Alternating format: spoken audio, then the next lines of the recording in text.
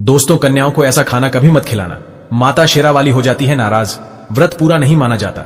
साथ ही जानिए नवरात्रि में जौ क्यों सूख जाते हैं, क्यों आपके जौ में हरियाली नहीं आती है, आखिर ये क्या संकेत देता है।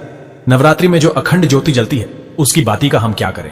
साथ ही साथ ये भी जानिए कि नवरात्रि में जो कलश के नीचे चावल रखे जाते हैं और उसके ऊपर नारियल रखा जाता है, उसका हम क्या करें और बचे हुए तेल का क्या करें। अंत में बताएंगे कन्या पूजन कैसे करें और क्या है शुभ मुहूर्त। इस खूबसूरत वीडियो को लाइक जरूर करें। आज का वीडियो बहुत ही सुंदर है, आपको कहीं भी जाने की आवश्यकता नहीं पड़ेगी। समस्त जानकारी, नवरात्रों की पूरी जानकारी इस वीडियो में है। खासकर कन्या पूजन कैसे करना है, सप्तमी कब है, अष्टमी कब है, नवमी कब है, समस्त जानकारी इस वीडियो में हम आपको दे रहे हैं। दोस्तों, जो भक्त सच्चे दिल से माता रानी की पूजा आराधना करते हैं और उनकी भक्ति में लीन हो जाते हैं तो माता रानी उनकी सच्ची भक्ति से उनकी पुकार अवश्य सुनती है, और जो इच्छाएं उसके मन में होती है तो माता रानी उसे वो सब कुछ देती है जो उसको चाहिए होता है। माता लक्ष्मी दोनों हाथों से धन की वर्षा करती है। मां दुर्गा उसी पर अपनी कृपा दृष्टि बनाती है जो नवरात्रों में खास तौर पर माता की सेवा में लग जाता है। देखिए, माता की सेवा में आपको बिल्कुल भी कंजूसी नहीं करना है। दिल खोलकर माता रानी की सेवा करें, जितना हो सके मां को प्रसन्न करने में लग जाए। साल भर के इस त्योहार में माता धरती पर आती है और उसी पर कृपा दृष्टि बनाती है। जो माता को सच्चे हृदय से प्रसन्न करता है उसे रंग से राजा बनाकर ही जाती है। फिर चाहे वो राजा हो या भिखारी, मां की नजरों में वो सबसे बड़ा है जिसकी भक्ति में प्रेम, आस्था और मां के प्रति सच्ची लगन हो। इसीलिए मां की भक्ति में आनाकानी ना करें। दोस्तों, एक बार सच्चे हृदय से कमेंट बॉक्स में लिखे जय माता दी और कमेंट बॉक्स में अपनी राशि भी डाल दीजिएगा। यदि आपकी राशि के अनुसार हमारे पास कोई उपाय होगा तो वह आकर हम आपके कमेंट में बता देंगे। दोस्तों, सबसे पहली बात, नवरात्रि में हम एक माटी के प्याले में जौ भरते हैं ताकि हमारे घर में सुख शांति बनी रहे और माता प्रसन्न हो जाए। जौ जब हरे भरे होते हैं तो घर में हरियाली आती है और सुख समृद्धि की प्राप्ति होती है। जब जौ हरे भरे होते हैं तो समस्त देवी देवता खुशियां मनाते हैं और घर की उन्नति के लिए कामनाएं करते हैं, आशीर्वाद देते हैं। हरे भरे जौ में साक्षात माता रानी अपने 9 स्वरूपों के साथ खेलती हैं और घर में सुखों की बारिश होती है तथा धन की बारिश होती है। और जिस घर में जौ के अंदर से हरियाली नहीं आती है तो उस घर में पहले ही पता चल जाता है कि अब आपके घर में गरीबी आने वाली है तथा परेशानियां आने वाली है, क्योंकि आपने पूजा पाठ में कोई ऐसी गलती कर दी होगी जिसके कारण जौ में हरियाली नहीं आ पाई। देखिए, आपको बता दें, हैरानी वाली बात तो है, बिना पानी के माटी में जौ डालते ही उग जाते हैं, वो भी बिना देखभाल करें। हरियाली उसमें निकल आती है, लेकिन जब हम कलश स्थापना करते हैं और जौ बोते हैं तो ये बहुत ही सोचने समझने वाली बात है कि आपकी देख रेख में, और जबकि आपने पानी बराबर डाला, परिवार ने अच्छे से देखा, फिर भी ऐसा होने के बाद जब उसमें जौ ना निकले तथा हरियाली ना उगे तो समझ लें साक्षात माता रानी आपसे नाराज है, क्रोधित हो चुकी है। माता रानी अपनी संतान को सदैव माफ कर देती है। आप सच्चे हृदय से माता रानी से माफी मांग ले। माता करुणामयी है और अपने भक्तों को, अपने बेटों को, अपने लाल को वह सदैव माफ करती है। जौ में कम हरियाली आना मतलब घर में धीरे धीरे खुशियों का वास होगा और ज्यादा हरियाली आने पर धन की वर्षा होगी। तेजी से व्यापार दिन दुगनी रात चौगुनी बढ़ेगा। कई लोग जौ में डेली पानी डालते हैं, जो कि इसमें पानी नहीं डाला जाता बल्कि पानी का छींटा मारा जाता है। इसीलिए जौ सड़ जाते हैं, खराब हो जाते हैं। ऐसा ना करें और इसी कारण हरियाली नहीं आती है। ज्यादा पानी डालने से ये खराब हो जाते हैं। दोस्तों, जौ जब आपके घर में हरे भरे हो जाए तब इसमें चांदी का सिक्का या 1 रुपया का सिक्का जरूर डालें। सिक्का डालने से माता रानी प्रसन्न होती है और आपके घर में धन का आगमन होना शुरू हो जाता है। दोस्तों, नवरात्रि समाप्त होने के बाद हरे भरे जौ का क्या करें, आइए जानते हैं। पहली बात तो यह है कि इसमें जो आपने 1 रुपया का सिक्का डाला है उसे आप अपने धन रखने के स्थान पर रख लें। इससे धन में बढ़ोतरी होती है। दोस्तों, और अंत में नवरात्रि समाप्त होने के बाद इन जौ में से थोड़े पत्ते माता रानी के प्रसाद के स्वरूप में पूरे परिवार को खिलाएं। इसके पत्ते खाना बहुत ही शुभ और मंगलकारी माना जाता है। इसे जो भी खाता है वो जल्दी बीमार नहीं पड़ता। और बाकी आप इन जौ को गंगा में विसर्जित कर दे या नदी की धारा में छोड़ दे। इससे आपका व्रत संपूर्ण और सफल हो जाएगा। दोस्तों, कई लोग अपने घर में अखंड जोत जलाते हैं और जो बाती होती है तथा तेल बाती, उसे कई लोग इधर उधर फेंक देते हैं या अपने घर में संभाल कर रख लेते हैं या फिर पानी में डाल देते हैं, जो कि इससे आपको कोई फायदा नहीं होता। जो अखंड ज्योति होती है उसे आप मामूली ना समझे। ये बुझने के बाद भी जागृत अवस्था में होती है। इसमें साक्षात माता दुर्गा का वास होता है। ये चैतन्य अवस्था में होती है, जागृत होती है। दोस्तों, नवरात्रि समाप्त होने के बाद इसके बचे हुए तेल को आप बच्चों की मालिश करने के लिए रखें और आप भी इससे मालिश करें। इससे आपकी सभी बीमारी दूर हो जाएगी और आपके ऊपर सकारात्मकता का संचार होगा। और साथ ही साथ जो अखंड ज्योति की बाती होती है उसे आप अपने बाजू में बांध लें। ऐसा करने से आपको धनी होने से कोई नहीं रोक सकता। बच्चे बड़े सभी बांध सकते हैं। इसको बड़ा करने के लिए इसमें आप कलावा बांध सकते हैं। दोस्तों, नवरात्रि में जब कलश स्थापना की जाती है तो कलश के नीचे चावल जरूर रखे जाते हैं और कलश के ऊपर एक नारियल भी जरूर रखा जाता है। ऐसे में हम इन दोनों चीजों का क्या करें, आइए जानते हैं। सबसे पहली बात, कलश के ऊपर जो नारियल होता है उसे आप कन्या पूजन में तोड़कर कन्याओं को बांट दें और आप भी माता रानी के प्रसाद के स्वरूप में खा लें। आप चाहे तो नारियल साबुत ही गंगा में विसर्जित कर दें। दोस्तों, और जो कलश के नीचे चावल रखे जाते हैं उसे आप थोड़ी हल्दी में पीला करके एक लाल कपड़े में बांधकर अपने धन रखने के स्थान पर रख लें या अपने पर्स में रख सकते हैं। इससे तेजी से धन बढ़ता है, माता लक्ष्मी की कृपा प्राप्त होती है। और बाकी चावलों को आप पक्षियों को डाल दें या गंगा में विसर्जित कर दें और जो कलश और जौ होते हैं उसे आप गंगा में विसर्जित कर दें। ऐसा करने से नवरात्रि का संपूर्ण फल प्राप्त होता है और व्रत रखने का फल शीघ्र ही मिलता है। और दोस्तों, और भूलकर भी यह गलती कभी मत करना। गंगा में कचरा आदि, धूप बत्ती के डिब्बे, माचिस के डिब्बे भूलकर भी मत डालना। सड़े गले फूल गंगा में नहीं डालना चाहिए। इससे उल्टा व्यक्ति नरक में चला जाता है और परिवार में गरीबी का वास हो जाता है। गंगा मैया क्रोधित हो जाती है और श्राप देती है, इसीलिए ऐसा घोर पाप कभी मत करना। इसके पीछे एक कथा है। जब गंगा मैया भगवान शिव से शिकायत लेकर पहुंची तब भगवान शिव कहते हैं, जो मनुष्य गंगा को मैला करेगा वह कभी पवित्र नहीं कहलाएगा। वह हमेशा नरक में भटकता रहेगा, उसे मोक्ष प्राप्त नहीं होगा। वह नरक के भांति इसी पृथ्वी लोक में भ्रमण करता रहेगा। इसीलिए गंगा को मैला नहीं करना चाहिए, नहीं तो आपका समस्त पुण्य नष्ट हो जाएगा। आपका पुण्य भूत पिशाच को प्राप्त हो जाएगा। दोस्तों, अगर आपको माता रानी की चुनरी उपहार में मिली है, जैसे जागरण आदि से या किसी पंडाल से या धार्मिक यात्रा से, तो ऐसी माता की चुन्नी बहुत ही शुभ मानी जाती है। इससे आपका वैवाहिक जीवन सफल हो जाता है। माता रानी की चुन्नी को आप संभाल कर रखें।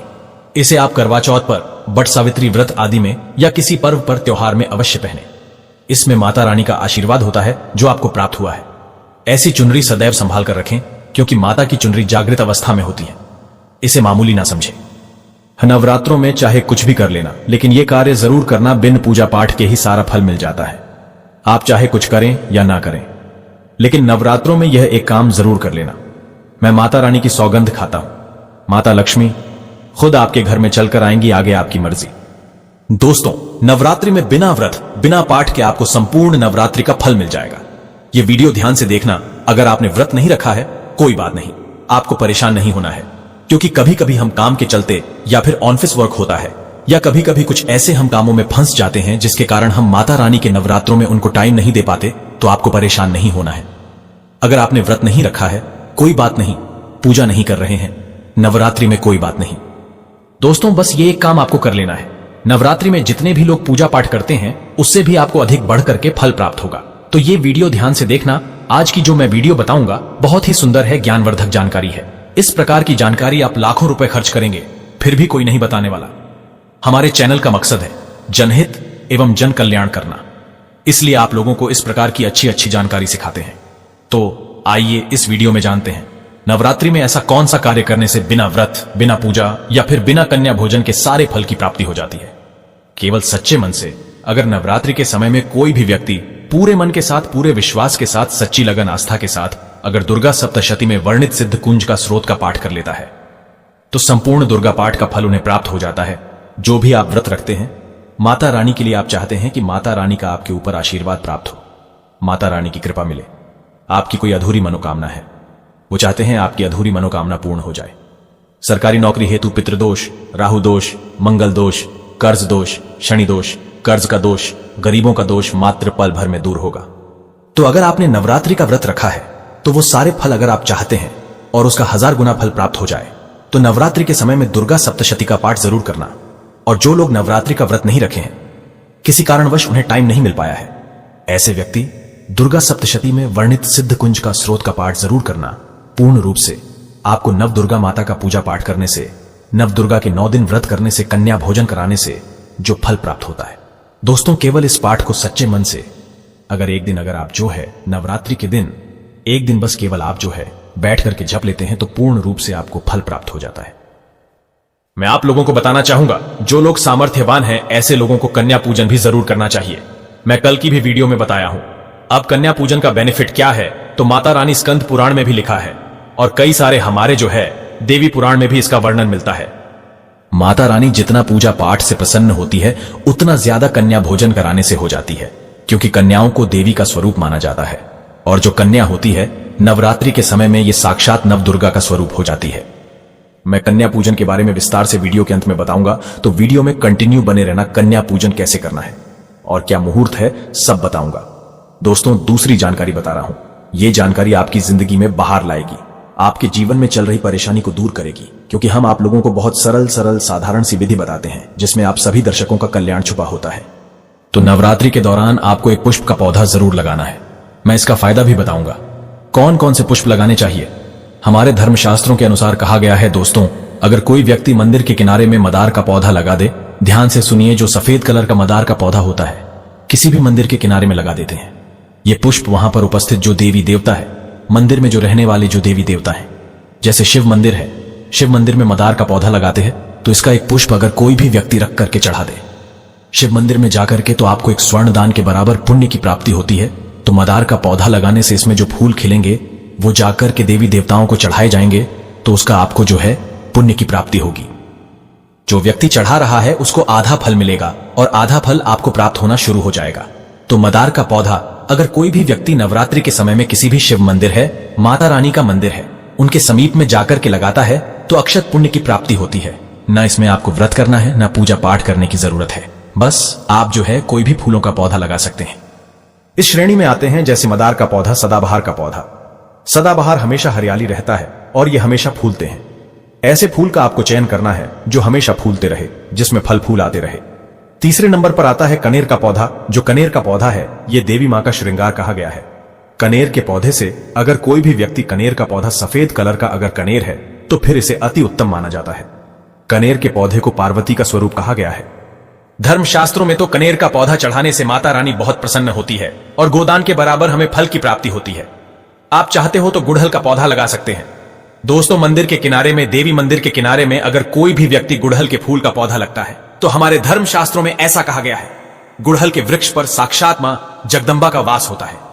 जी हां, ये मैं कोई हवा में हवाई बात नहीं कर रहा हूं, प्रमाणित बात कर रहा हूं।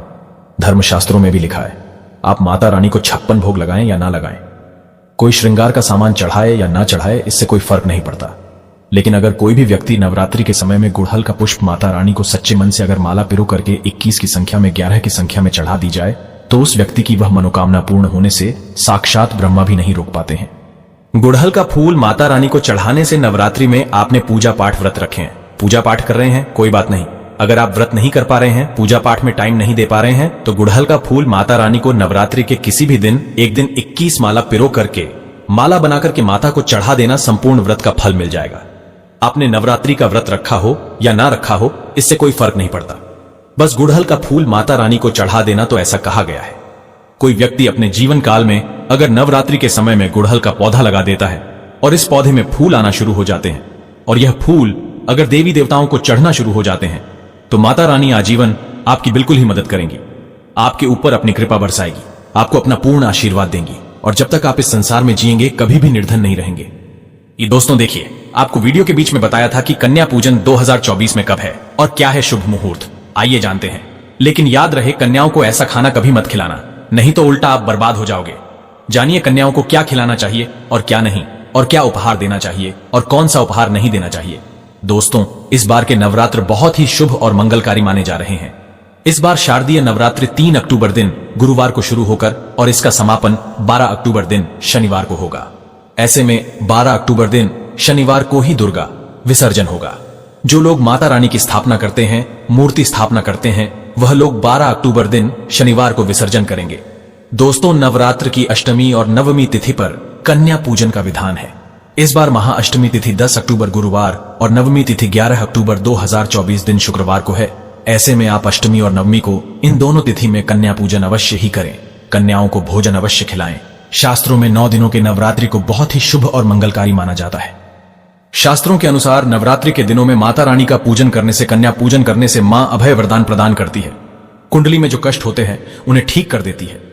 श्रीधर की तरह ही सच्चे हृदय वाले व्यक्ति के सभी कष्टों का निवारण मां शीघ्र ही करती है। मां की उपासना से विनम्रता का विकास होता है। सभी कष्ट, दरिद्रता, दुहक, कष्ट नष्ट हो जाते हैं। नवरात्रि में माता रानी का व्रत और पूजन किया जाता है, लेकिन नवरात्रि के दौरान सबसे ज्यादा महत्व होता है कन्या पूजन का। दोस्तों, कन्या रानी जो होती है, फूल की पंखुड़ियों की तरह नाजुक होती है। कन्या पूजन सर्वोपरि है, श्रेष्ठ है। कन्या के रूप में स्वयं जगदंबा देवी, माता वैष्णो, 9 देवियां अर्थात समस्त ब्रह्मांड इनके शरीर के कण कण में वास करते हैं। बहुत कम लोग जानते हैं 33 कोटि देवी देवताओं का वास होता है कन्याओं के मस्तक पर। कन्या चाहे छोटी हो चाहे बड़ी हो, वह सदैव पूजनीय है, मां के समान मानी जाती है। दोस्तों, माना जाता है व्रत और उपासना से माता रानी इतना प्रसन्न नहीं होती है जितना कि कन्या पूजन से होती है। नवरात्रि में छोटी छोटी कन्याओं को माता रानी का स्वरूप माना जाता है। कन्याओं को भोग लगाया जाता है, उन्हें प्रसन्न किया जाता है और बदले में आशीर्वाद मांगा जाता है। कन्याओं को प्रसन्न करने के लिए गिफ्ट आदि उपहार वगैरह दिए जाते हैं। माना जाता है अगर कन्याओं को कोई भेंट दी जाए और वो उसे खुशी खुशी स्वीकार कर ले तो इसका मतलब है माता रानी अर्थात माता वैष्णो ने वो भेंट स्वीकार कर ली। जिन पर कन्याएं प्रसन्न होती हैं तो समझो उन्हें माता रानी का आशीर्वाद मिल गया और रानी की कृपा से उन्हें मुंह मांगा वरदान प्राप्त होता है। कन्या पूजन कोई मामूली पूजन नहीं होता। समस्त ब्रह्मांड में जो पूजा होती है उनसे बढ़कर कन्या पूजन को माना जाता है। 10 बार गंगा स्नान करने से और 100 बार यज्ञ करने से तथा 1000 बार यात्रा करने से जो पुण्य मिलता है वह मात्र एक बार कन्या पूजन करने से करोड़ों गुना भक्त को मिल जाता है, प्राप्त हो जाता है। दोस्तों, इसीलिए कहा जाता है कि कन्याओं को सताना नहीं चाहिए, इससे समस्त ब्रह्मांड हिल जाता है। कन्याओं की जितनी सेवा की जाए कम ही होती है। कन्याएं कोई मामूली नहीं होती। कन्या के रूप में स्वयं उनके मस्तक पर विराजमान होकर स्वयं देवी चलकर आपके घर तक आती है। नवरात्रि में 2 साल से लेकर 10 साल तक की कन्या का पूजन होना चाहिए। अष्टमी अथवा नवमी को कन्याओं के पैर धोकर भोजन कराना, उपहार आदि देना श्रेष्ठ माना जाता है, दुर्लभ माना जाता है। ऐसा मौका कभी हाथों से नहीं जाने देना चाहिए। इस दिन जितना ज्यादा हो सके कन्याओं को हाथ पकड़कर पैर पकड़कर अपने घर तक लेकर आए। दोस्तों, वीडियो में आगे बढ़ने से पहले आप अपनी राशि भी कमेंट बॉक्स में जरूर डाल दीजिएगा। यदि हमारे पास कोई उपाय होगा तो वह आकर हम आपके कमेंट के रिप्लाई में बता देंगे। कोई भी राशि के अनुसार अगर उपाय करता है तो माता वैष्णो बड़ी प्रसन्न होती है और ऐश्वर्य धन प्रदान करती है, मालामाल बना देती है। इसीलिए राशि कमेंट में जरूर छोड़े और हाँ, माता को एक लाइक जरूर करें। लाइक करने में कंजूसी न करें। दोस्तों, कैसे करें कन्याओं का स्वागत? कन्या जब आपके घर आए तब सभी के पैरों को दूध और पानी से उनके पैरों को धुलाना चाहिए। खासकर मर्दों को कन्याओं के पैर अवश्य धोने चाहिए, इससे मैया वैष्णो प्रसन्न होती है। दोस्तों, फिर उसके बाद कन्याओं को किसी साफ जगह पर जमीन पर कपड़ा बिछाकर बैठाना चाहिए। उनके माथे पर अक्षत, फूल और कुमकुम लगाना चाहिए। फिर उसके बाद भोजन ग्रहण करवाना चाहिए। लेकिन हमेशा याद रहे, कन्याओं की थाली में 3 पूरियां कभी ना रखें। इसे शुभ नहीं, घोर अशुभ माना जाता है। 3 पूरियां तथा 3 रोटियां मरने वाले व्यक्ति के लिए निकाली जाती हैं और जेल में कैदियों के लिए दी जाती है। ऐसे में कन्याओं को उनकी थाली में 3 पूरी कभी ना दें, लेकिन 1-2 करके पूरियां दे सकते हैं। इससे 3 संख्या बढ़ जाती है और दोष भी नहीं लगता। दोस्तों, कन्याओं को खाना खिलाने के बाद अंत में कन्याओं के सिर पर लाल चुनरी उड़ाना चाहिए और भोजन में आपको खीर, पूरी, हलवा, चना तथा आलू की सब्जी, छोले वगैरह की सब्जी खिलानी चाहिए। पनीर आदि भी खिलाया जा सकता है। वैसे माता रानी का प्रिय भोजन खीर, हलवा, पूरी और छोले आदि ही है, लेकिन भूल से भी लहसुन और प्याज का इस्तेमाल कभी ना करें, अन्यथा अनर्थ हो जाएगा।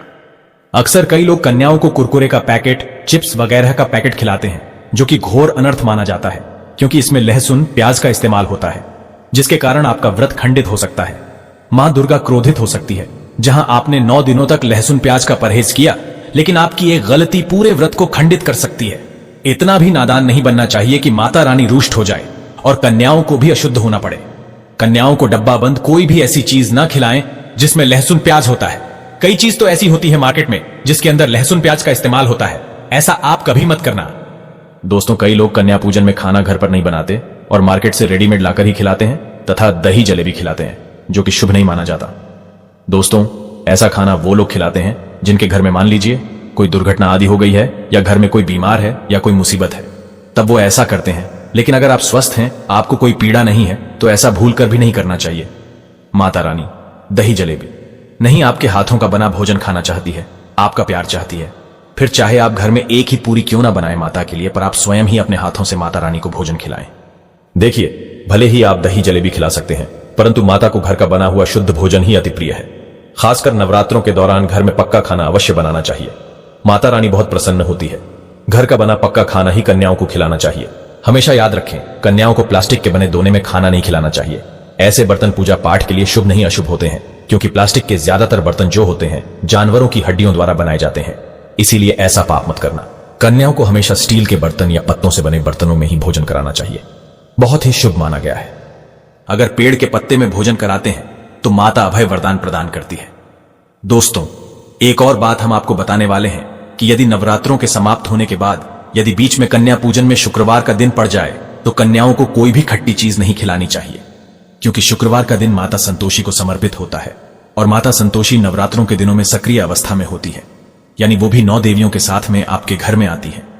इसीलिए कन्याओं को भूलकर भी शुक्रवार का दिन अगर पड़ जाए तो खट्टी चीज घर में नहीं बनानी चाहिए और कन्याओं को भी खट्टी चीज नहीं खिलानी चाहिए। घोर पाप लगेगा, आपका किया कराया सब बर्बाद हो सकता है। खट्टी चीजों से माता संतोषी रुष्ट हो सकती है, चिढ़ सकती है, आपको श्राप दे सकती है। इसीलिए नादान न बने। दोस्तों, भोजन करने के बाद कन्याओं की थाली में एक लौंग जरूर रखना चाहिए, क्योंकि लौंग देवी शक्ति तथा दुर्गा मां को बहुत प्रिय है। लौंग माता शक्ति का प्रतीक होती है। लौंग में नवदुर्गा का वास होता है। इन 9 दिनों में माता रानी को लौंग का भोग ही लगाया जाता है, तो खाना खाने के बाद कन्याओं को लौंग अवश्य अर्पित करें। माता रानी को अमृत से बढ़कर लौंग प्रिय है, इसीलिए कन्याओं को थाली में चुपचाप एक लौंग जरूर रख दें। आपका भाग्य चमक जाएगा। माता लक्ष्मी आपके जीवन में धन की कोई भी कमी नहीं होने देगी। दोस्तों, आपको बता दें, कन्याओं को उपहार में क्या दें।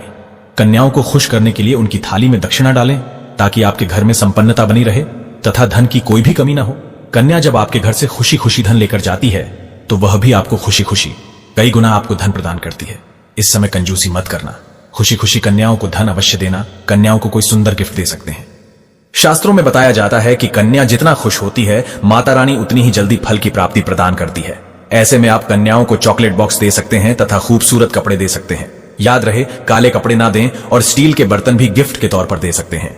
याद रहे कि कन्याओं को लोहे का कोई भी सामान नहीं देना चाहिए, नहीं तो राहु केतु का प्रभाव आपके जीवन में प्रवेश कर जाएगा। राहु काल तथा राहु दोष आपको लग जाएगा, आप बर्बाद भी हो सकते हैं। दोस्तों, जब कन्या अपने घर के लिए प्रस्थान करें तो उनके चरण जरूर छुएं और अपने मन में अपनी प्रार्थना को पूरा करें। सच्चे दिल से मांगी हुई मुराद माता रानी अवश्य ही पूरी करती है। सच्चे दिल का मतलब होता है मन में कोई भी लालच ना हो, और अगर वो लालच माता को पाने के लिए बन जाए तो उसे बोलते हैं सच्ची श्रद्धा और सच्ची भक्ति। ऐसी भक्ति के आगे स्वयं 33 कोटि देवी देवता आपको नमस्कार करते हैं। ये दोस्तों, नवरात्रों के दिनों में अगर मिल जाए आपको यह संकेत, तो समझो मां दुर्गा आपके घर में आ चुकी है। यह संकेत बताते हैं मां दुर्गा का आशीर्वाद आपको प्राप्त होने वाला है। तो आइए शुरू करते हैं। दोस्तों, पहला संकेत, जब आप कलश स्थापना करते हैं तो जौ से निकली हरियाली बहुत ही शुभ मानी गई है। कहा जाता है कि जौ से निकली हरियाली हमारे भविष्य में होने वाले अच्छे और बुरे होने का संकेत देती है। ये सभी बातें हमारे आने वाले साल का भविष्य बताती हैं। यदि आपने जौ बोए हैं और वो किसी कारणवश नहीं हो पाए हैं, तो यह संकेत बड़ा ही मनहूस माना गया है। कहा जाता है कि नवरात्रों में जौ अगर सूख जाते हैं या बढ़ते नहीं है, तो आपको समझ लेना चाहिए कि यह साल आपका खराब होने वाला है तथा घर में कोई बीमारी आने वाली है, या दिन दुगनी रात चौगुनी आपकी कम होने वाली है या घटने वाली है। दोस्तों, ये धन हानि का संकेत माना गया है, क्योंकि आपने कोई ना कोई गलती ऐसी कर दी होगी जिसके कारण माता रानी नाराज हो गई है। इसीलिए माता से आप क्षमा अवश्य मांग लें। मां अपने भक्तों को अवश्य माफ करती है। एक मां ही होती है जो अपने बेटे को, अपने लाल को हर गलती पर माफ करती है। लेकिन ऐसा बेटा किस काम का जो मां से माफी ना मांगे। इसीलिए माता रानी से अपनी गलती की माफी अवश्य मांग ले। मैया वैष्णो अपने भक्तों को कभी निराश ही नहीं करती, बल्कि उन्हें धन धान्य से और खुशियों से परिपूर्ण बना देती है। और दोस्तों, यदि जौ हरे भरे हो जाते हैं तो यह शुभ संकेत होता है। इससे आने वाले समय में आपको बहुत ज्यादा ही धन लाभ होगा। माना जाता है कि 1 रुपए का सिक्का या चांदी का कोई भी सिक्का जौ के बीचों बीच में अगर मिट्टी में दबा दिया जाए तो घर में सुख समृद्धि आती है। माता लक्ष्मी दौड़ी दौड़ी चली आती है। जौ के अंदर हमेशा 1 रुपए का सिक्का अवश्य डालना चाहिए। जौ को खाली नहीं रखना चाहिए, उसमें धन वगैरह अवश्य डालना चाहिए। इससे माता का आशीर्वाद सदैव परिवार पर बना रहता है और जीवन में कोई भी संकट नहीं आता। खाली जौ मतलब धन भी खाली, खुशियां भी खाली ही मिलेगी। दोस्तों, नंबर 2, यदि आपकी नींद नवरात्रि के दौरान सुबह 4 बजे के आसपास खुलती है तो इसे बड़ा ही शुभ संकेत माना जाता है, क्योंकि यह समय ब्रह्म मुहूर्त कहलाता है। इस समय देवी शक्ति अपने सच्चे भक्तों को ही जगाती है। इस समय उठाना मतलब माता की कृपा प्राप्त करने के बराबर माना गया है। ये संकेत बताते हैं कि माता की सच्ची भक्ति का प्रभाव आपके ऊपर हो चुका है और माता रानी आपको जल्दी ही कोई खुशखबरी देने वाली है। मां आपकी सच्ची भक्ति से बहुत खुश है। दोस्तों, नंबर 3, यदि नवरात्रि में आपका मन प्रसन्न होने लगे, पूजा पाठ में आपका मन लगने लगे, पूजा करते समय मन का शांत होना यह दर्शाता है कि आपको बहुत जल्द मां की कृपा प्राप्त होने वाली है। माता रानी आपकी भक्ति से बहुत है। आपकी भक्ति माता रानी को आनंद दे रही है। ऐसे व्यक्ति को समझ जाना चाहिए कि उसके जीवन में अब अच्छा समय आने वाला है। दोस्तों, नंबर 4, नवरात्रि के दौरान अगर मां के गले से फूल गिर जाए तथा जौ के हरे भरे पत्ते अगर बिन हवा के हिल जाए तो इसे अति उत्तम माना गया है। यह संकेत बताता है कि माता रानी का आगमन आपके घर में स्थायी रूप से हो चुका है। आपको माता लक्ष्मी की कृपा प्राप्त होने वाली है। यह संकेत कुछ खास लोगों को ही दिखाई देते हैं। माना जाता है कि अगर पूजा करते समय धुआं अधिक बढ़ जाए तो इससे यह पता चलता है कि आपके घर से गरीबी हमेशा हमेशा के लिए जाने वाली है। भूत प्रेत आत्माएं अब आपके घर से हमेशा के लिए जाने वाले हैं। पूजा करते समय धुएं का अधिक होना बहुत ही शुभ और मंगलकारी माना गया है। यह संकेत भविष्य में अच्छे परिणाम को दर्शाता है। दोस्तों, नंबर 5, द्वार पर गाय का आना। वेदों में बताया जाता है कि नवरात्रि के दौरान गाय माता का घर में आना बड़ा ही शुभ संकेत माना गया है। नवरात्रि में द्वार पर गाय का आना अत्यंत शुभ है। यदि आपके भी द्वार पर गाय आती है तो गाय के माथे पर कुमकुम लगाना न भूलें तथा गाय को रोटी जरूर खिलाएं। इससे मां दुर्गा अत्यंत प्रसन्न होंगी और आपकी झोली खुशियों से भर देंगी। द्वार पर गाय का बार बार आना भी जीवन में आने वाले अच्छे संकेतों की ओर इशारा करता है। दोस्तों, नंबर 6, सपने में शेर का दिखाई देना। अगर आपके सपनों में मां दुर्गा दिखाई देती है, अर्थात कोई भी देवी अगर आपके सपनों में दिखाई देती है, तो बड़ा ही शुभ माना गया है। नवरात्रों में के पावन अवसर पर माता के दर्शन किसी खास भक्तों को ही होते हैं। ये सपने कभी किसी को शेयर मत करना। यदि माता की सवारी तथा शेर रात्रि में सपनों में बार बार दिखाई देता है तो मां दुर्गा आपसे प्रसन्न है। यह संकेत बताते हैं कि जल्द ही आपकी कोई मनोकामना अवश्य पूर्ण होगी और आपके शत्रुओं का नाश हो जाएगा। शत्रु आपके नाम से ही थर-थर कांपने लगेंगे। मां दुर्गा का वाहन शेर है, इसीलिए नवरात्रों में शेर का दिखाई देना अत्यंत शुभ संकेत होता है। दोस्तों, नंबर 7, यदि कोई छोटी कन्या आपको सुबह सुबह लाल वस्त्र धारण किए हुए दिखाई देती है तो आपने साक्षात मां दुर्गा के दर्शन किए हैं। यदि नवरात्रों में सबसे पहले आपके घर में कन्याओं का आगमन हो जाए तो समझो आपको दुनिया की कोई भी शक्ति, ब्रह्मांड की कोई भी शक्ति आपको करोड़पति होने से नहीं रोक सकती। आपके जीवन में आपके घर में माता लक्ष्मी का आगमन होने वाला है। आप दिन दुगनी रात चौगुनी तरक्की करेंगे। अब आप खुशियां मनाइए और मिठाइयां बांटें। ऐसे में कन्याओं को भरपूर तरीके से खुश रखें और उनका आगमन दूध से चरण धुलाकर करें। कोई भी कंजूसी ना करें। दोस्तों, माता रानी आपको यह संकेत दे रही है कि अब आपका बुरा समय समाप्त हो चुका है। अब जीवन में सुख समृद्धि के द्वार खुल जाएंगे। तो कमेंट बॉक्स में लिखें, जय माता दी माता रानी आपकी झोली खुशियों से भर दे।